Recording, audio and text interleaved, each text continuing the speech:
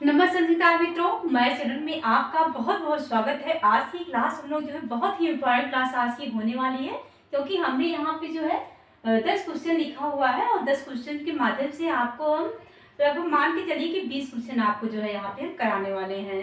तो सबसे बड़ी चीज़ क्या है कि हमें ये लगा कि हम जो भी टॉपिक क्लियर कर रहे हैं, हमें हफ्ते में जो है एक दिन एक ऐसी हमारी क्लास होनी चाहिए जहाँ पे जितने भी टॉपिक उन्होंने क्लियर किया है उससे रिलेटेड कुछ क्वेश्चन हम लोग उस पर सॉल्व करें, ताकि आपको एक अंदाजा लग सके कि आपने जितने भी टॉपिक अभी तक पढ़ लिया है वहाँ पे आप जो है कहाँ पे गलतियाँ कर रहे हैं, कहाँ पे आप भूल रहे हैं, कितना आपको तैयार है, इस सारी चीज़ों का अंदाजा आपको लग सके। तो इसीलिए हमने जो है आज की क्लास में यहाँ पे 10 क्वेश्चन लिखा हुआ है और इन 10 क्वेश्चन के माध्यम से जो है आप भी, जैसे कि हमने जितने भी टॉपिक क्लियर किया है वही से क्वेश्चन लिया है, हमने अभी जो टॉपिक नहीं आपको पढ़ाया वहाँ से क्वेश्चन नहीं लिया हुआ है। तो हमें उम्मीद है कि आपको जो है यहाँ पे जो है हमने 10 क्वेश्चन जो लिया है, हमने आपको पढ़ाया है, तो आपको जो है हर क्वेश्चन का आंसर जरूर पता होगा। आपकी कितने नंबर क्वेश्चन सही हो रहे हैं हमें कमेंट में जरूर बताइएगा, ताकि जो है हम आपके लिए जो है हफ्ते में एक दिन जो है आपको 10 क्वेश्चन, 15 क्वेश्चन, 20 क्वेश्चन, इस तरह से हमारा जो है एक रणनीति हो, जहाँ से जो है जितने टॉपिक हमारे क्लियर होते रहे, उन टॉपिकों पे जो भी क्वेश्चन इम्पोर्टेंट बच सकते हैं उस पर हम लोग चर्चा कर सकें। तो आज की क्लास हम लोग यहाँ देखने वाले, जैसा कि हमने जो क्वेश्चन लिखा है आप देख रहे होंगे स्क्रीन पे। तो यहाँ पे हमने पहला क्वेश्चन लिखा है कि माहेश्वर सूत्र को अन्य किस नाम से जानते हैं। माहेश्वर सूत्र को अन्य किस नाम से जानते हैं। तो आप लोग हमें कमेंट में सिर्फ इतना लिख के बताइएगा कि हमारा इतना नंबर क्वेश्चन जो है सही हुआ है। तो माहेश्वर सूत्र को जो है चतुर्दश सूत्र, यहाँ पे हम लिख ले रहे हैं आप चतुर्दश सूत्र, चतुर्दश सूत्र, प्रत्याहार सूत्र, प्रत्याहार सूत्र, वर्ण समन्वय सूत्र, वर्ण समन्वय सूत्र के नाम से जानते हैं। माहेश्वर सूत्र को इन अन्य नाम से भी जानते हैं, चतुर्दश सूत्र, प्रत्याहार सूत्र और वर्ण समन्वय सूत्र के नाम से जानते हैं माहेश्वर सूत्रों को। ये इनके अन्य नाम है जो आपको याद करने हैं, क्योंकि इस तरह से क्वेश्चन आपकी परीक्षा में पूछे जाते हैं। तो हमने आपको बताया कि 10 क्वेश्चन के माध्यम से हम आपका जो है लगभग 15 से 20 क्वेश्चन जो है कवर करेंगे। इसके बाद का क्वेश्चन है स्पर्श व्यंजन वर्णों की संख्या कितनी है। हमने जो है आपको जो है वर्ण भी पढ़ा दिया, जहाँ से हमने आपको स्वर और व्यंजन वर्ण पढ़ा दिए हैं। स्पर्श व्यंजन की संख्या, जैसा कि हमने आपको बताया, कादियो माँ वसाना एक सूत्र है जो कहता है कि का से लेकर के माँ तक के जो वर्ण है वो स्पर्श व्यंजन के अंतर्गत आते हैं। तो का से लेकर के माँ तक के वर्णों की अगर हम संख्या की बात करें कितने होते हैं, 25। का से लेकर के माँ तक के वर्णों की संख्या जो है 25 है। यहाँ आप जो है आपको आंसर में ऑप्शन वहां पे दिया रहेगा प्रत्याहार सूत्र, किस नाम से जानते हैं। तो प्रत्याहार सूत्र, जैसे कि ऑप्शन में जिस तरह से आपको दिया रहेगा, आपको चतुर्दश सूत्र दे सकता है, प्रत्याहार सूत्र दे सकता है, वर्ण समन्वय सूत्र दे सकता है। तो अगले क्वेश्चन की बात हम कर रहे हैं, स्पर्श व्यंजन को की संख्या कितनी है, तो 25 है।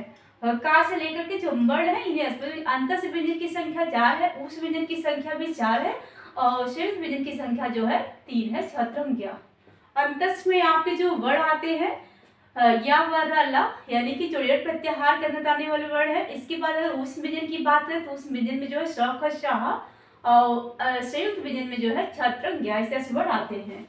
इसके बाद हमने लिखा है कि श का उच्चारण स्थान क्या है। हमने आपको उच्चारण स्थान भी पढ़ाया है, आपको विषय जो नामकरण था इचु ऐसा नाम तालु।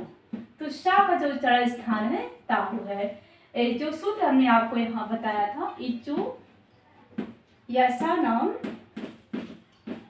तालु, ये सूत्र कहता है कि री ह्रस्व दीर्घ चु, यानी कि च छ ज छ या च वर्ग या और श ई चु, यानी कि च छ ज छ या और या तथा सा, इनका उच्चारण स्थान जो है तालु होता है। इसके बाद हमने लिखा है कि संस्कृत वर्णमाला में स्वरों की संख्या कितनी है।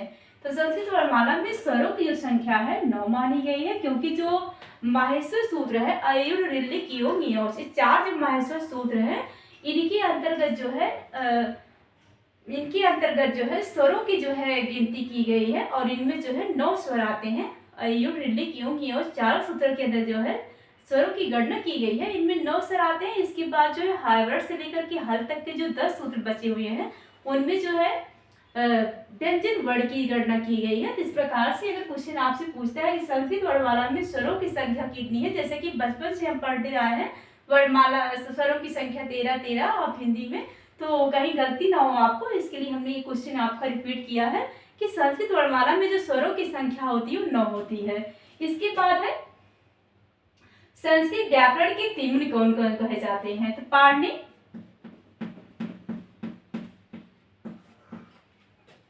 कात्यायन और पतंजलि।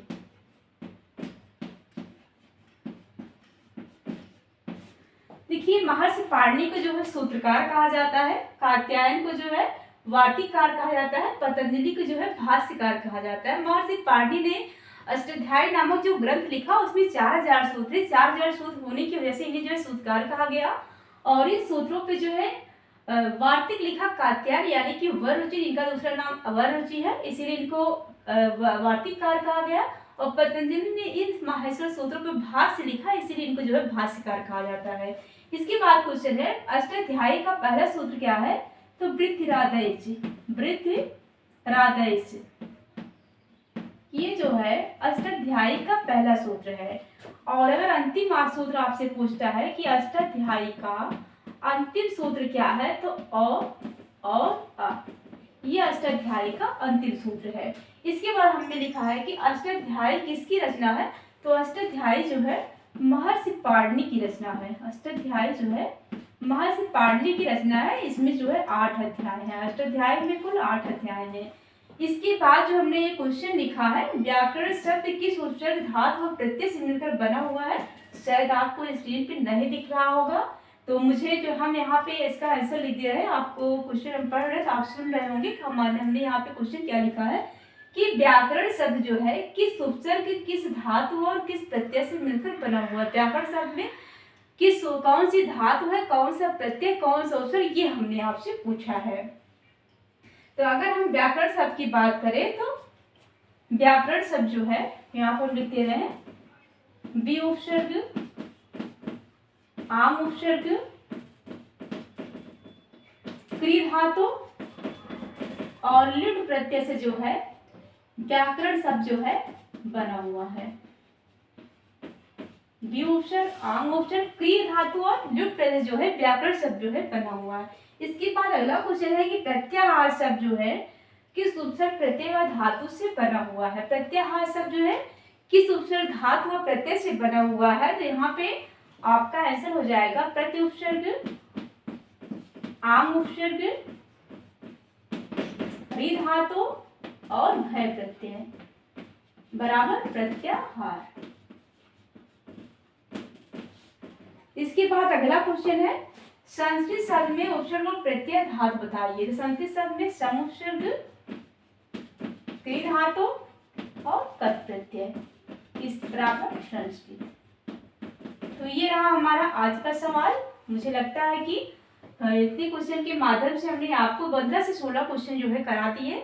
आप जो है नोट जरूर बनाइएगा, क्योंकि आप इतने क्वेश्चन को यदि आप प्रश्न उत्तर करके लिखते हैं और जो भी हमने आपको एक्स्ट्रा कुछ बताया अगर आप नोट करते जाएंगे तो वो आपके लिए एक अच्छा स्टडी मटेरियल आपका तैयार होता रहेगा एग्जाम के पॉइंट ऑफ व्यू से। तो यहाँ पे हमने जो है बहुत से क्वेश्चन ऐसे आपको कराए। इसी तरह हम जो है 2 से 3 टॉपिक क्लियर करने के बाद जो है हम आपको जो है एक हफ्ते में 1 दिन की क्लास हमारी ऐसी होगी जहाँ पे हम आपको 10 से 15 क्वेश्चन जो है कराएंगे। तो थैंक यू दोस्तों, आज की हमारी क्लास बस यहीं तक। मिलते हैं कल की क्लास में। Thank you.